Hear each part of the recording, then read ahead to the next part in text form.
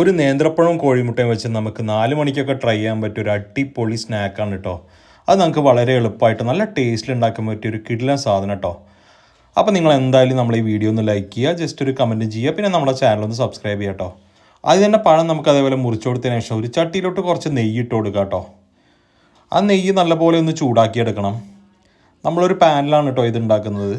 നമ്മൾ ഈ വീഡിയോ കാണുന്നവർ ഇപ്പം തന്നെ നമ്മൾ ഈ വീഡിയോ ഒന്ന് ലൈക്ക് ചെയ്യുക. പിന്നെ നിങ്ങൾക്ക് ഇതേപോലത്തെ റെസിപ്പി ഇനിയും വേണമെങ്കിൽ നമ്മളെ ചാനൽ ഒന്നുകൂടി സബ്സ്ക്രൈബ് ചെയ്യുക, ഒരു കമൻറ്റും കൂടി ചെയ്യുക കേട്ടോ. അടുത്തായിട്ട് നമുക്ക് നമ്മളെ പഴം അതിലോട്ട് ഇട്ട് കൊടുക്കാം കേട്ടോ. പഴം ഇതേപോലെ നൈസായിട്ട് അരിഞ്ഞിട്ട് വേണം നമുക്ക് അതിലോട്ട് ഇട്ട് കൊടുക്കാം കേട്ടോ. എന്നിട്ട് അതിൻ്റെ ഒരു സൈഡ് നല്ലപോലെ വെന്ത് കഴിഞ്ഞാൽ നമുക്കൊന്ന് മറച്ചിട്ട് കൂടി ആ നെയ്യിൽ നല്ലപോലെ ഒന്ന് വേവിച്ചെടുക്കാം. ഇപ്പോൾ ഏകദേശം 2 സൈഡും വെന്ത് ഏകദേശം ഈ ഒരു കളറായിട്ടോ. അപ്പോൾ നമുക്ക് എടുത്ത് മാറ്റാം. എന്നിട്ട് അതിലോട്ട് കുറച്ചുകൂടി നെയ്യ് ഒഴിക്കാം. പിന്നെ അതിലോട്ട് കുറച്ച് നാളികേരം ഇട്ട് കൊടുക്കുന്നുണ്ട് കേട്ടോ. പിന്നെ കുറച്ച് പഞ്ചസാരയും അത് നല്ലപോലെ ഒന്ന് ഇളക്കി എടുക്കാം.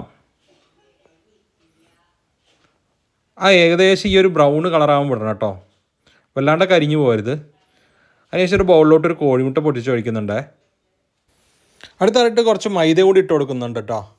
മൈദയുടെ അളവ് കൂടരുത് കേട്ടോ. നമ്മൾ ഏകദേശം 1 കപ്പോളം മൈദയിലോട്ട് ഇട്ട് കൊടുക്കുന്നുണ്ട് കേട്ടോ. കുറച്ച് പഞ്ചസാര ഇട്ട് കൊടുക്കുന്നുണ്ട്.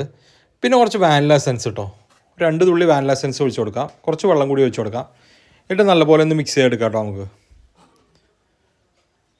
നല്ലപോലെ അടിച്ച് ലൂസാക്കി എടുക്കണം കേട്ടോ. ഇത്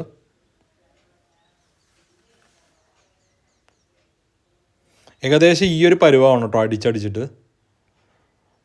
ഇപ്പം ഏകദേശം നമ്മളൊരു ദോശമാവിൻ്റെ പോലെയൊക്കെ ആയി.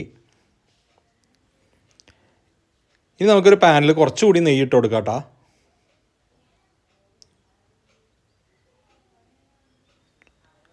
ഈ നെയ്യിൽ നമ്മൾ നേരത്തെ ഉണ്ടാക്കിയ മാവ് ഒഴിച്ചു കൊടുക്കാം കേട്ടോ.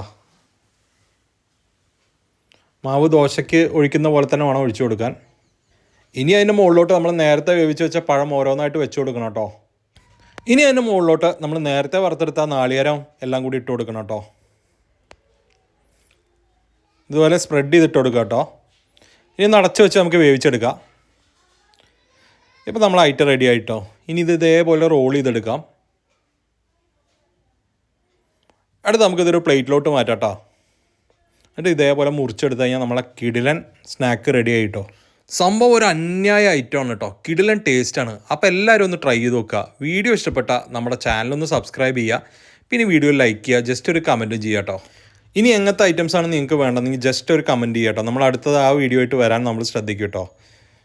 അപ്പോൾ എന്തായാലും നമ്മളെ വീഡിയോ ഒന്ന് ലൈക്ക് ചെയ്യുക, ജസ്റ്റ് ഒരു കമൻറ്റ് ചെയ്യുക, പിന്നെ വീഡിയോ ഷെയർ ചെയ്യുക കേട്ടോ. പിന്നെ നമ്മുടെ ചാനൽ ഒന്നുകൂടി സബ്സ്ക്രൈബ് ചെയ്യുക. അപ്പോൾ ഈ സാധനം എല്ലാവരും ഒന്ന് ട്രൈ